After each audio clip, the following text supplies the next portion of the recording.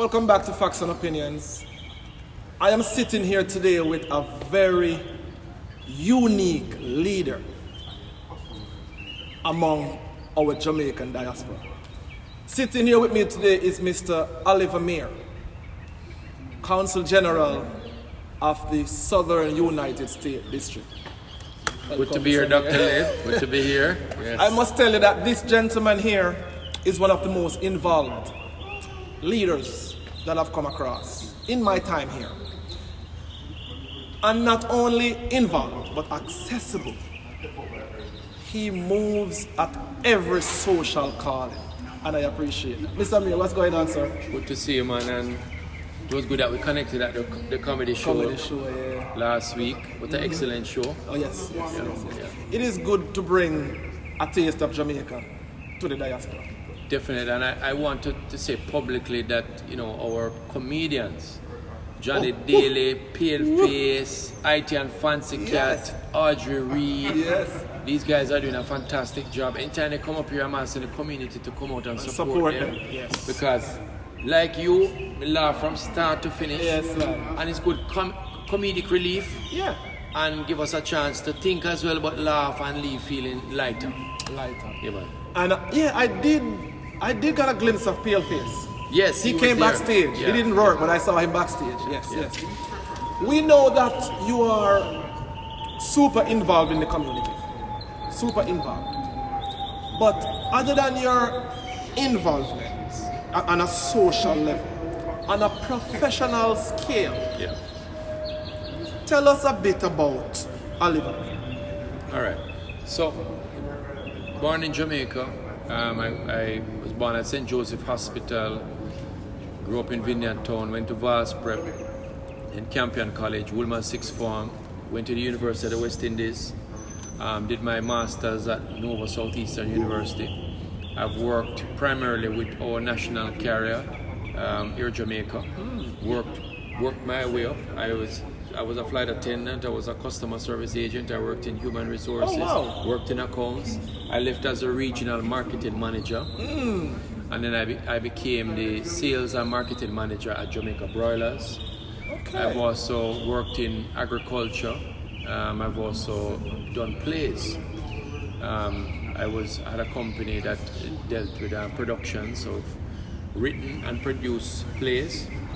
I performed with the University Singers, Jamaica Musical Theatre Company. I was the former vice president of table tennis in Jamaica.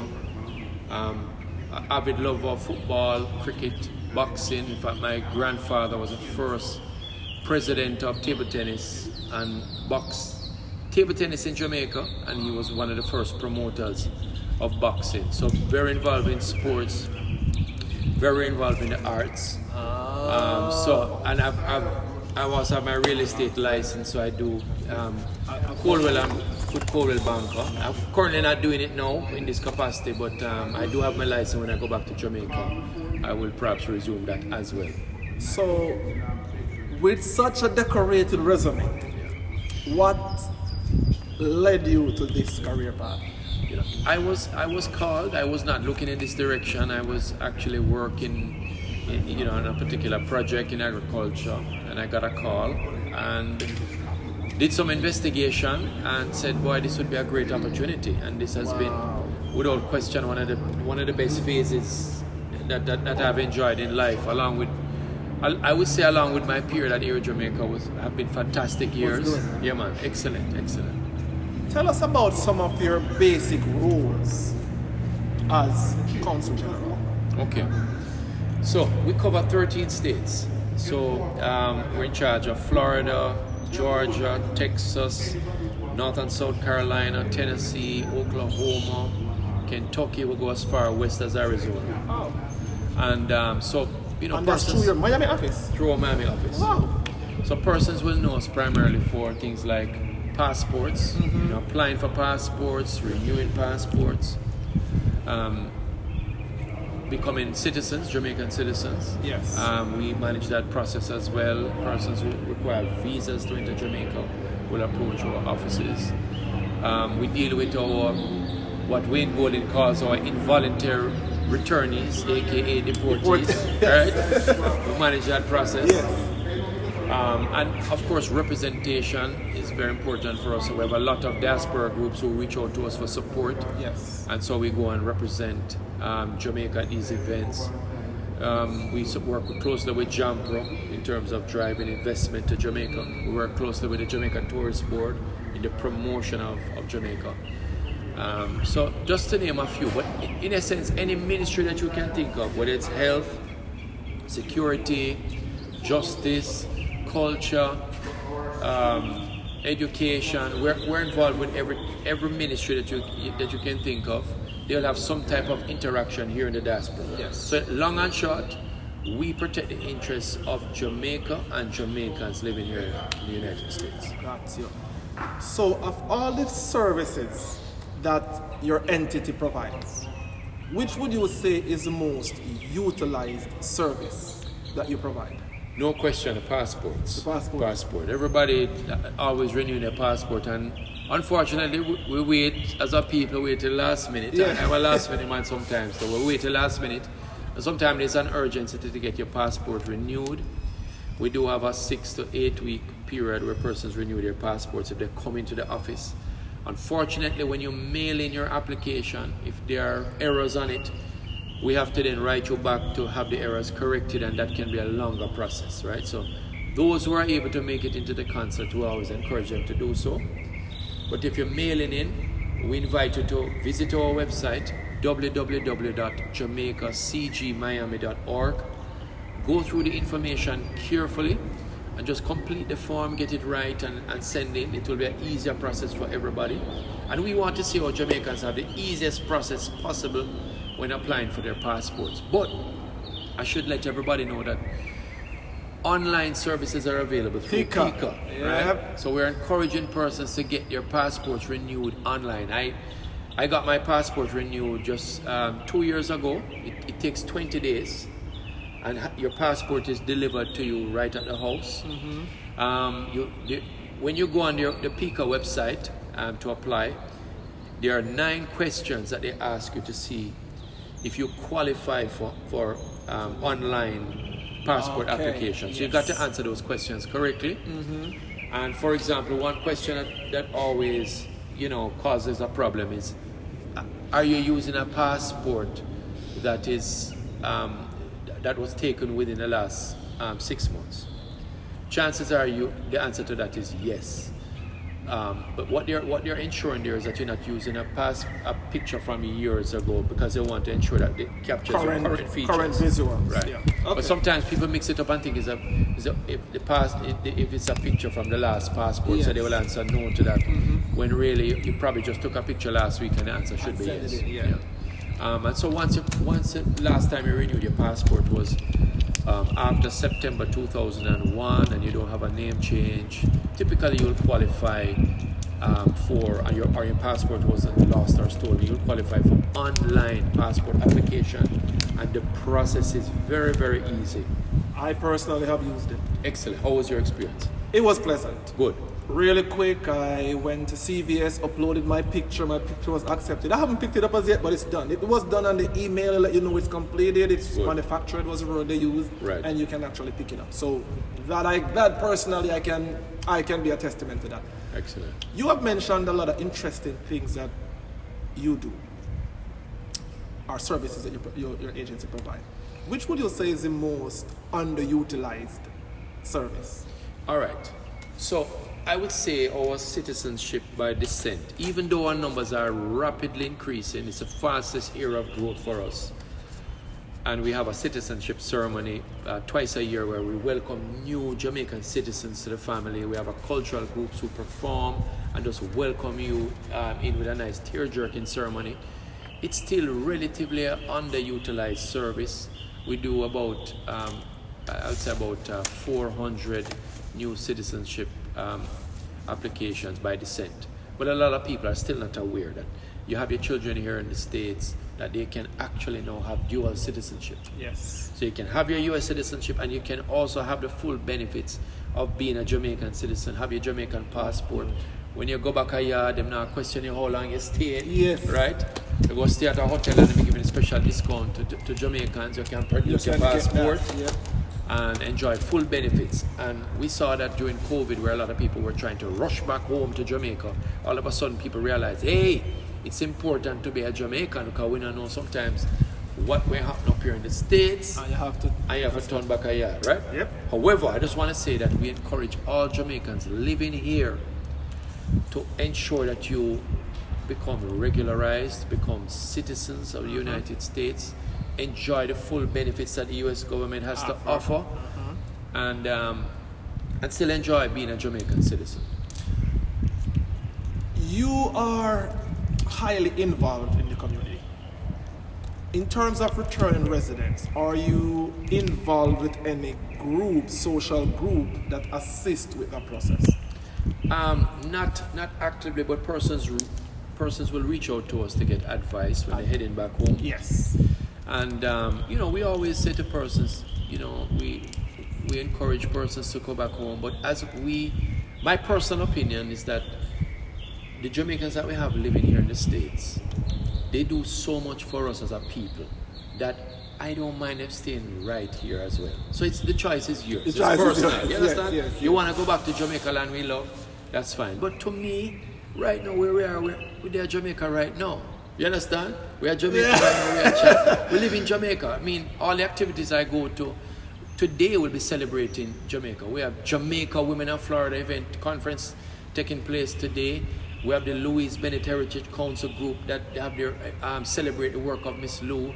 We have so many groups that Jamaica Men of Florida. We have so many groups that actively support things Jamaica, that I am celebrating Jamaica and my Jamaicanness more than when I was back a yard. That's true enough. You know what I mean? That's true. And would you attribute that feeling to the fact that because it's not at your doorstep, it actually finds you? Correct. Yeah, and yes, I would say yes to that. And because we're in a foreign land, yes, as Jamaicans now, we have to pull together, band together, and stick together. So, I mean, I'm at so many events. I was sharing earlier that for the year we do I'm engaged in over 400 events for the year. Yeah. Now, when you talk about engagement, probably on a Saturday, I may have up to 6 events for the day. And people will see me at events and think that that's all you do. But I have my regular Monday to Friday job, right? And then on the weekend, I'm working Saturday and Sunday, going to events, and so we're engaging. We will, in a few moments, speak about some of your events, yes, particularly your Jamaica High Five, yes, 5K coming up. But I just want the returning residents. I want to make a quick point. When you're going back home to Jamaica, make sure you take all the necessary precautions, like you would do going to anywhere in the world, right? Yes. Very important, because sometimes we hear about returning residents being attacked or being robbed, and it appears that Jamaica as a country is aggressive against their returning residents. Far from the truth. What we have found and what I've heard from the statistics is that many times when we hear about these robberies, unfortunately, the persons that have orchestrated the robbery is known to the person. No stranger. So they know that they're coming back. They know so they have land. They know so they're coming back with some money and share it with friends, and there's a robbery set up.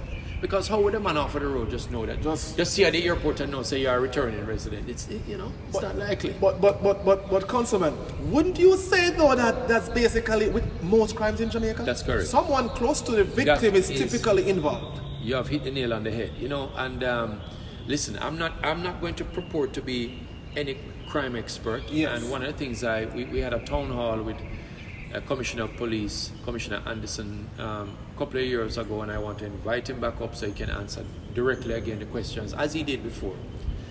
But what we're seeing in Jamaica right now, we're seeing a reduction in all major crimes. Now, don't get me wrong, things are not good in Jamaica when it comes to crime, right? There's no still work in around. progress. Still work in progress, and there's no prettying up that we have problems.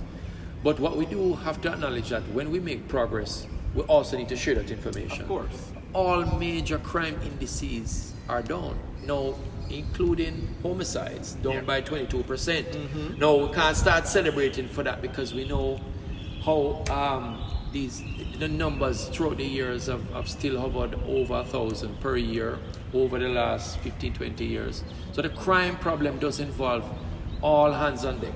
It needs everybody. And as you rightly said, many a times people in the community know what's happening. Yes. They are involved in setting it up, and they also have to be a part of the solution in providing information. Like I always say, Mr. Mair, crime fighting is a national problem. That's a national It's not the police problem. Yeah. It's not the soldier problem or the judge Correct. or the attorney. It's a community problem. It's like you say, all hands on deck. All hands on deck. Speaking about all hands on deck, how involved is the U.S., is the Jamaican Consulate of the Southern U.S. involved in the crime fighting initiative taking place in Jamaica? How do you contribute? Like I mentioned before, we don't actively get involved per se in crime fighting, but what we do is facilitate. Like, last week 2 weeks ago, I met with a new colonel at the Broward High Command, Police High Command, Mr. Andrew Dunbar. And he's a Jamaican that has moved up in the ranks. Nice. Met with him, and I'm organizing a meeting for him to connect with our team back in Jamaica. When the commissioner was here, we did a tour of the facilities, and he allowed him to meet with the Jamaicans here in the diaspora willing to help. And I want to thank all Jamaicans who are expert in crime fighting, who have ever offered any type of support. Thank you. We appreciate your support and ongoing participation. And I have found that our diaspora is an amazing resource that continues to contribute every day. They have made my life much easier. Mm-hmm. And in every regard, any support that is given is appreciated, and so we continue to encourage that. There are discussions that take place at a higher level that persons will not necessarily make public, and the Commissioner and the Minister of Security will be privy to some of these discussions. But we know that there's information sharing, and at the end of the day, we know that unfortunately, we will have situations where our people may be involved in carrying up illicit drugs to the States, and then we have a situation of guns coming into Jamaica. Yes. And it's in the interest of both parties to curtail both. Yes. We don't produce the guns are coming in. And they don't produce the drugs. And we don't produce the drugs, but the drugs are being consumed here in the States. Location. Yeah. So, and these are big issues. And it's ongoing challenges. There's no magic wand that is going to solve the problem, but we can commit to reduction. We can have realistic expectations, and we have to realize that involves everybody. And sometimes there are people here that want to get involved. There are groups here, and many a times we can get involved by helping young people who don't have access to a good home environment. Get involved in mentoring young people. We have a group that we consider youth at risk. The group from age 11 to 28. Most of the crimes are being committed in that age cohort. And you may not be invited to the war room to fight crime, but you can help to be a part of preventing crime by helping young people, mentoring, getting involved. We're currently working with a group now that has a TV program mentoring about 12 young gentlemen, and they have a program carrying them through decorum, carrying them through preparing your resume, carrying them through life skills. And this is one example of things that we will get involved with to support our young people. Our young people need to feel love and support. Many of our kids grow up without parents. They don't know what it is like to feel love. They only get loved by the gunman in the community. And we sit down and point fingers and say, this one need to fix crime, that one need to fix crime. But what about us? We should always ask ourselves, what can I do today to help a young man, help a young girl? How can I reach out and support? There's so many avenues to support. Instead of getting on the radio be a part of a solution, let us get into action solution mode and start helping somebody in our community. So, what I think I am hearing here from you is that now crime has become a cultural problem that needs to be attended to from a point of view of the social institutions, Definitely. the family, community Definitely. centers, churches, Definitely. schools. Would you agree with that? Fully agree. That's always been my take. You are correct. Fully correct. And we all have a role to play. Anybody you hear sitting, getting on a radio program or anywhere and complaining, everybody is entitled to complain. But I also want to hear persons, because I view complaint sometimes as an opportunity to identify the problem. So that's fine. And to identify a solution and too. identify the solution. But listen, come with the problem, but also be a part of the solution. Be a part of the action that needed to support our young people in Jamaica. Give them another avenue. I know that you're not a crime fighting professional. Yeah. You're not no expert in crime fighting. But if you would have one advice for the Jamaican crime chief right now, what would that advice be? Continue to do preventative work. You know what I mean? Just what we say in terms of getting our young people to see another way. You know, skills training. Let's expand our skill training in the community. Let's allow people to learn about their musical instruments. Get involved in reggae music. Reggae marching bands. Yes, get them involved. Let them. There's a group up here called Willie Stewart and Friends. They have a program where they reach out to schools, they get them involved in a show, a major show, and they learn to play the drums. Small little effort, but guess what? They go there, they are in a production, the audience is clapping them, they learn an instrument, and they get to fall in love with music. Reggae music is part of the healing of the world. We see it. You and I have experienced that. Yeah, we see it. You know, and people might say, yep. CG, we always see a bust the mic and a DJ yes, and everything. man. I do that because I respect our culture. And I know that's part of the solution. The creative genius of a Bob Marley continues to provide healing to the nations all around the world. We have that in our hands. Let us utilize it some more. I'm not saying nothing is being done, yes. but we can utilize it some more. You are very hands-on. Very, very, very hands-on. As we speak to Mr. Mair right now, as you can see, we are dressed down. He was here with his group preparing for his High Five 5K march. And that there is substantial leadership, hands-on leadership. Roll the sleeves up and getting involved. So when we speak about crime and crime fighting, as Mr. Mair alluded to, we should attack the crime fighting problem from a community perspective, a community initiative. It's an all hands on deck problem. You earlier on mentioned about shipments of guns from the US to Jamaica. On the topic of guns, do you think that legitimate firearms in the hands, whether in the hands of civilian or law enforcement, do you think these act as a crime deterrent? Listen, that's a tough one. I'm no expert. I'm a man who don't believe in carrying gun, but I do hear the concerns about persons to protect themselves. Mm-hmm. One of the things I'm going to, in cricket, a man might do a fast ball and you could hit it and you just allow that one to pass. Yeah, just leave alone. You're going to leave alone, all right. But listen, I want to mention one, going back to what we're discussing. I was a part of a program that we volunteered in some of the prisons in Jamaica. Yes. And spent time with prisoners. And listen, these are regular human beings that made a mistake. And we can't afford ever to look down on Jamaica, on any of our people when they have made mistakes. We have to look to give people a second and third chance and look at doing work to help them to prepare to reintegrate in society. So we did a leadership program with some other team members there. I was part of that team, and we taught different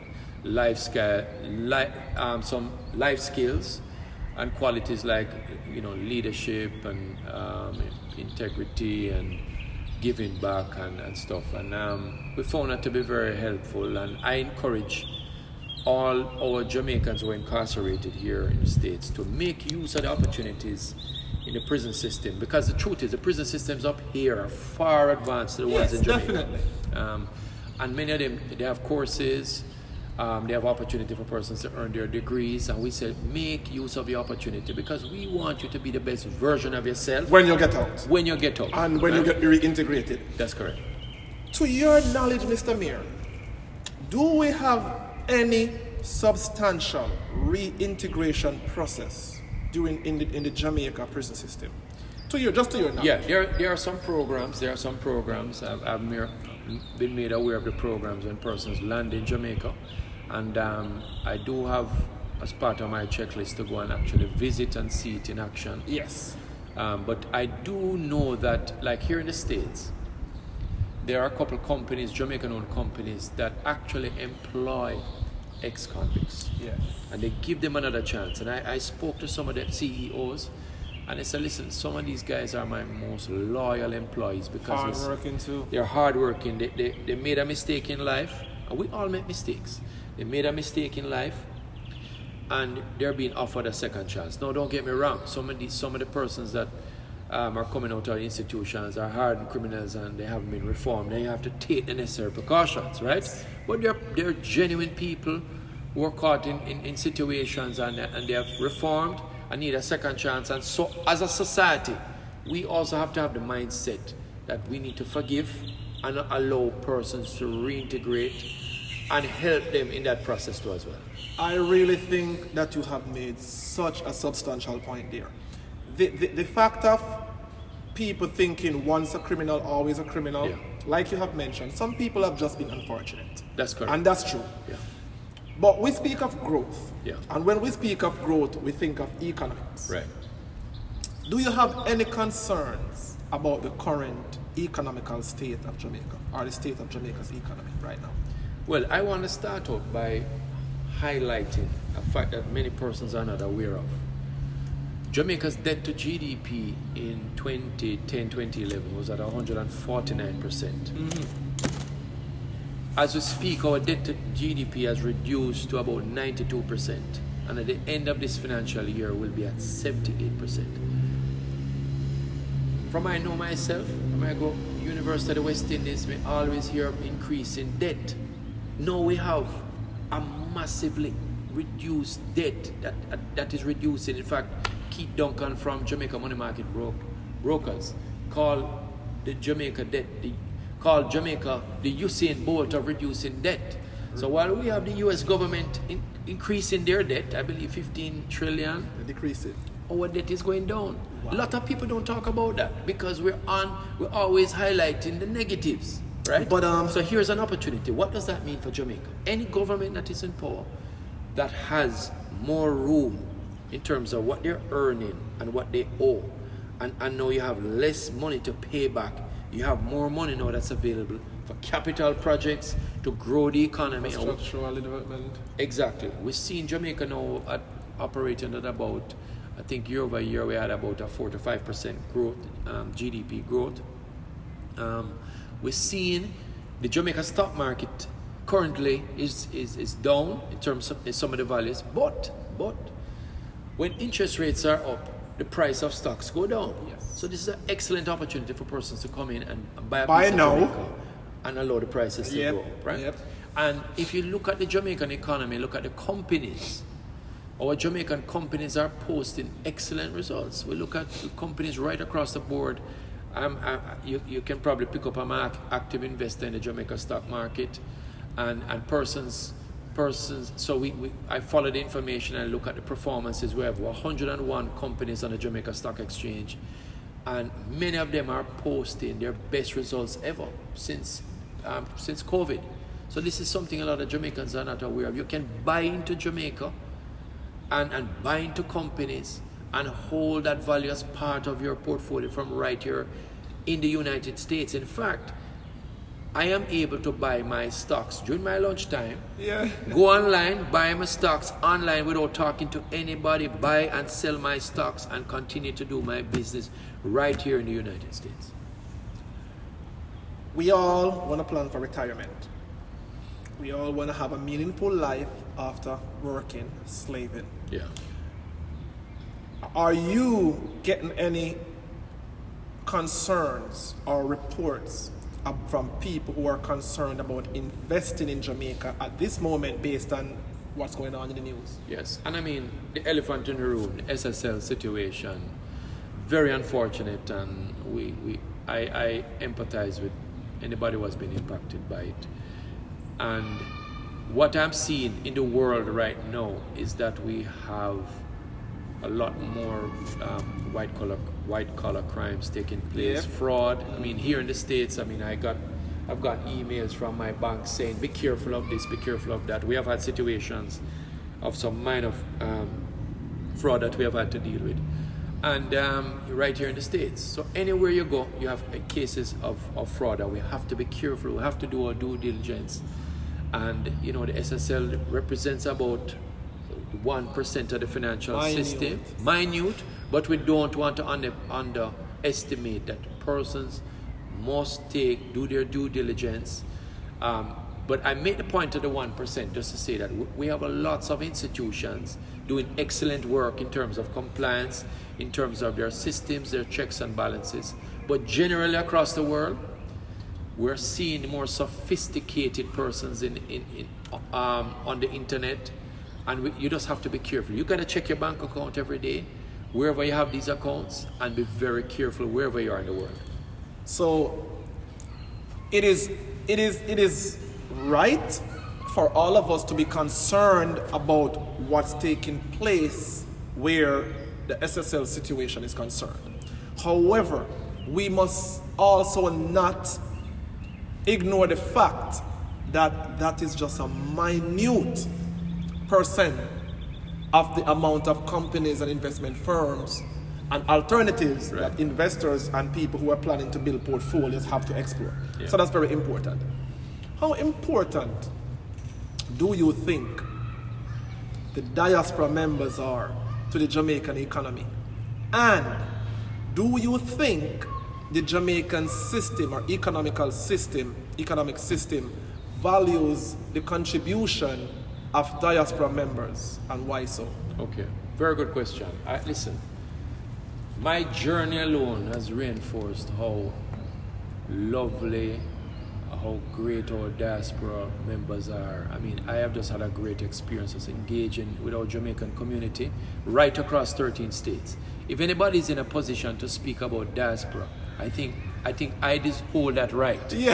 I have more engagement than most people will have in their lifetime. Diaspora king. And as you know, I don't just go to the cocktail parties. Yeah. I go to the dances. Yes. I was at a concert with some of our top dancehall artists, and people will say, CG, what are you doing at them concert? I'm here at my concert because my Jamaicans are there, and they're there in the thousands, 20,000s. And I go to all events up here, cross-section of events, and interact with our community. And I'm going to tell you that our diaspora community is part of what is going to continue to drive the success of Jamaica going forward. I mean, our diaspora continues to do a lot. And in terms of supporting every ministry that you can think of, every area, our diaspora has been supportive. I don't want to just always link the word remittances with the diaspora, but the reality is that our remittances went up by 20% during COVID, when a lot of people were curtailing giving back. And this is not the diaspora saying, as a group saying we're giving to Jamaica. These are individuals giving back to their family members, to their friends. And when you have that cumulative total, it's significant. It's on the same level of tourism. We're talking about at least $3 billion going back in remittances, but not just in remittances, in terms of help, in terms of skill training and sharing of knowledge. Our diaspora contributes a lot. I mean, just a couple of weeks ago, we had somebody from Memorial Hospital doing open heart surgeries right here in Jamaica without any fanfare. Did it, came back up. And we just have so many examples. Half has never been told. Our alumni groups here in South Florida alone account for about $750,000 US worth of educational support for their respective schools in Jamaica every year. Wow. And but do you think though that the acknowledgement of the financial contribution or economical contribution that the diaspora makes to Jamaica is actually valued? Well, I can tell you, I am CG, and I can tell you that we value it so much, right? And part of my showing up at events is saying thank you to our diaspora group. So no matter if a man just starting out and doing a little small thing, people will say, CG, where you going there, so man, you must just go to the big ball them and go to that. Yeah. No, I want to show that everybody has access. I am not CG for one side of the community. Everybody's CG up here. And I'm not the only person. We have lots of representatives that are interacting with the diaspora, who are using their time and engaging and just showing the level of respect. Can we do more? Oh, definitely. There are a lot of people who would like to contribute some more, who would like to give up their time and efforts. And I'm saying publicly, let's continue to do that. We appreciate the diaspora. We love the diaspora. And the diaspora is, for me, my personal experience here has just been one of the best parts of my life here. They have made my time and my family here almost a fairy tale experience. And I would like Jamaica to know that our Jamaicans are abroad, are doing some great work. They're giving back. We appreciate them. Many times when they complain about things, let us not just view it from a perspective of them chatting down to us. Some of them it's just because they are passionate about their homeland. We're passionate about seeing our homeland improve, yes. and we say it in that regard. Now, some people are a little mischievous and only speak about the negatives, and we must be careful about that. If we're sharing about the negatives in Jamaica, let's also highlight some of the positives too, because each of us here as Jamaicans, we're ambassadors. We interact with people from other nationalities, and we have an opportunity to sell our country, sell our reggae music, sell our different destinations, encourage people to come and visit Jamaica, because at the end of the day, we are helping to support our Jamaicans back home who need us to represent even better right here in the diaspora. Yep. When we speak of the financial sector in Jamaica, we speak of banking. Yeah. Many diaspora members are having significant challenges where doing banking back home in Jamaica is concerned. Yeah. Your take on that? I'll tell you, to be honest with you, I find it's a tedious process. I mean, I've been to the bank, and I'm telling you, sometimes they ask you for information in terms of getting you all the know your customer information up to date, and it's tedious. And I know the reason for it. I mean, a lot of it is through the correspondent banking relationships that exist right here in the United States. The requirements to maintain the correspondence banking required the banks in Jamaica to do get a lot of information to ensure that it's clean money coming to the system. So the know your customer is critical in maintaining these relationships with the United States. And my encouragement, after you go through that tedious process, which I too find it very tedious, but after you get through that part of opening the account, a lot of companies offer online banking, which is so easy. So from the comfort of my office, I'm able to pay all my bills, get my business done in Jamaica without physically going back home. And a lot of people are not aware of the online aspect of it. Many of us, we want to join line and carrying the whole bank book and get them stamped. Them days are over now. You know, we have to, although we love our old people, young people help the old people to organize themselves with online. I remember when my mom told me that she can't manage the phone thing and the WhatsApp and everything, and she took a little time. We helped her through with that, and now my mom is doing video call with me every day, and she's 83 years old. You know? And so as much as we encourage them to get online to help us as a people, and people here in the diaspora know that most of the banks have online services, actually encouraging persons to go online, and you can do all your business from the comfort of your home without physically having to fly down to Jamaica, you know. And again, that's another one that I can testify to. Yeah. To get started, it's tedious. If you're not committed to it, you're gonna give up. Yeah, it's tedious. But once it's actually done, everything then it's easy. Works free from there. We are fully aware of your involvement at the community level. Take away Mr. Consulate, you're very much involved in the diaspora as a social butterfly, and that is why you're so loved among Thank you, sir. members. Tell us more about your Jamaica Hi-Fi group that you have going on. All right, so the Jamaica Hi-Fi group is is an opportunity. We have a 5K in 5 cities simultaneously. So we're in Miramar, we are in Atlanta, we're in Houston, we're in Phoenix, Arizona, we're in Orlando. We have a 5K simultaneous. I don't think this is done anywhere in the world, right?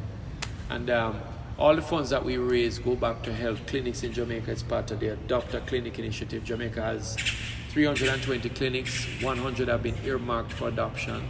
41 have been adopted so far. Of the 41, 29 have come from the diaspora.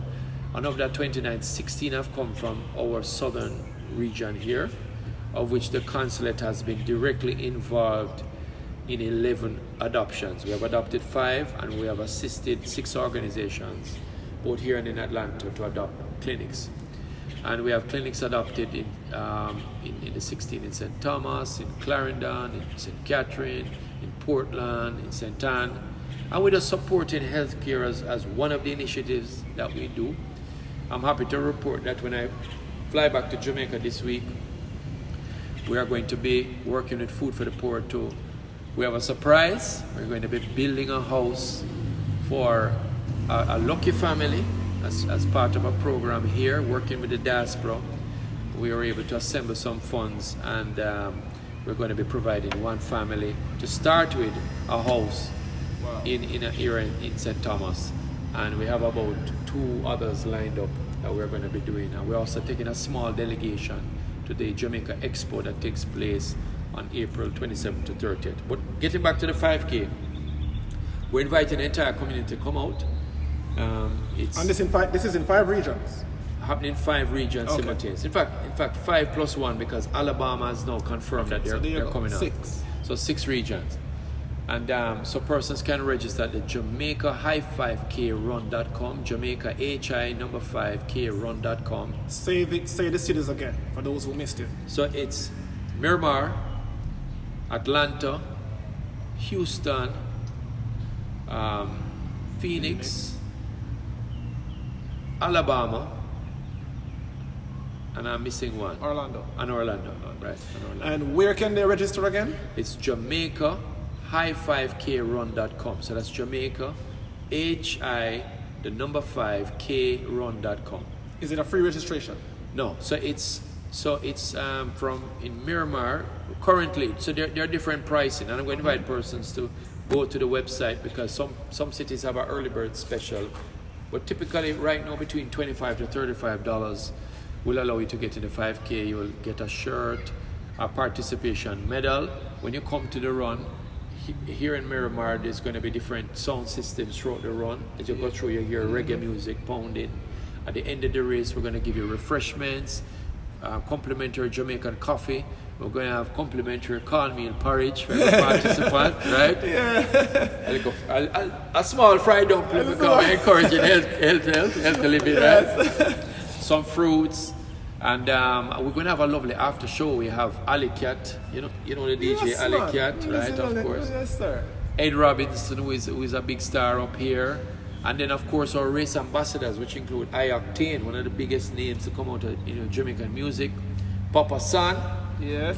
And, a Jamaican legend in the music, and then Camila McDonald. So I'm looking for both artists also to perform as part of the after show. So it's going to be a great event for the entire family to come out and support and to give back. The times? So it's 7 a.m. on May 6th, Saturday, May 6th at 7 a.m. So register today as you hear this interview, and come out early, come out from 6 o'clock. We're going to have an exciting warm-up session. We're going to have a soca group coming to as well, because we have to incorporate our Caribbean brothers and sisters. Yes, sir. So we have the soca going on as well. One Caribbean, right? One Caribbean. And I'm currently the Dean of the Caribbean Consulate Core Group, so we work... I told you about him. So we work closely with our other Caribbean brothers and sisters, so we're going to be encouraging them to come out too as well, So, when a person registers, I am assuming that's the registration fees are the means of raising funds. Correct. That's a donation. That's right. And we have sponsors. We have, I believe, at least 12 companies have sponsored so far. So once we cover the expenses for the race, then all the funds go towards supporting the clinics in Jamaica. So there you have it. Even if you're not trying to participate in the race, go to Jamaica, hi5.com and register. Jamaica High5KRun.com. Okay, there you go. Jamaica Hi5KRun.com and register. You don't have to participate. Are you the bird? If the bird said I'm a participate. That's right. Even the bird has said donate, right? So go ahead and register. Yeah. Go ahead and register for the 5K run and don't worry about your participation. If you're far away, you're not in one of the participating cities, you do not have to buy an airline ticket or buy a train ticket or drive or take a day off. You can participate virtually. There you go. So if you don't want to donate, you can register, participate in one of the virtual runs that take place in any of the cities. Yeah. And be a part of the diaspora's initiatives to help the Jamaican healthcare sector. And we're doing this with the Jamaica United Relief Association. They're in partnership with them. They're a 501c organization here that is involved in giving back to Jamaica. But the whole race is pulled together by the community. You know, people like Eddie Edwards, and we have a whole committee that works together. Daniel England, who is our resident coach, they give up their time and the effort. They volunteer. And so the persons who look over the accounts at the end of the day, we have a Jamaican in the community, Larry Mullins. So it's a whole community effort that pulls together to give back. And this is not going to solve healthcare issues. But it helps. But it helps. It's one cocoa full basket. Mr. Mair, it is a step in the right direction. That's right. All right. During the race, will you have ways that people can support, like a bar, a kitchen, where people can come, have a drink, buy some food, buy some merchandise? Yes. We're going to be having a number of companies who will set up. Okay. And some people will have their books for sale, little merchandise for sale. So after the race, people can interact with a lot of the vendors here and support our Jamaican products, our Jamaican authors, and our musicians. Whatever they are selling, we'll have an opportunity to buy a little food, even though we'll be providing some, because some of the Jamaican companies are actually sponsoring by giving food. So you get a little, when you come to this race, you get extra, you get brata. You don't just come and run and left. You come and participate and get little food, little coffee, as we say, little coffee tea. As the country people say, little coffee. Little coffee tea. You know? And come and mingle and get to know people and get to interact and have a good time. We have a big after show. So this is a race with a difference. And as I said, 5 cities, 6 cities simultaneously. That's not an example of the diaspora coming together and working together as one. I don't know what it is. And just so you know, for the records, these initiatives that Consul General Mair is undertaking, these are not necessarily his job functions. These are humanitarian efforts of a man who means well for his country. Thank you. And I want to really just use the opportunity to say thank you to the community who has really made this race their own. They're the ones who have gone out, they've made it happen. It's one thing to, have an idea or have some initiative, but unless people are walking with you and supporting you, it's not going to happen. And they're the ones, all of us doing the heavy lifting together. Yes. And I really want to pay tribute. Any success that you see here is a success of the community, success of the diaspora coming together. All accolades go to the entire team. And then ultimately, our homeland, Jamaica benefits from whatever initiatives that we take here. So even if you're in Jamaica and you're able to register for the race or join the race virtually, go ahead and register. That's right. Go ahead and register. Like I said, 320 clinics that needs help. And this is the initiative that we're taking here in the diaspora, Southern United States region, to ensure that we are moving forward in a positive direction where healthcare in Jamaica is concerned. We have the Jamaica Nurses Association, and we recently formed the Jamaica Doctors Association of South Florida. Both will be having teams here. And once we make their relationship with the clinic, with the idea now, last year, we fly down and try and support the clinic, not just in the handover session, but see their individual needs as well, to give them additional support outside of the monetary support that we will give them from this race. Mr. Mair, any final thoughts? I just want to encourage everybody to come out. This gentleman here, Dr. Led, I don't know if anybody tell you look like Baby Sham. Baby Sham. All the time. I get that. I get that. I even have people, I've been events and people be like, yo, your general call you. Call me. Oh, John, no, I thought he was a DJ. Yeah. But you know what? Whenever we see him, because I'm like one of the best friends, one of his younger cousins. Yeah. He always introduces us all as his cousins, so people think we're rich. Excellent. But I want to thank all the Jamaican musical community who has been very supportive to all the work we do. Everybody know that I'm a big lover of music.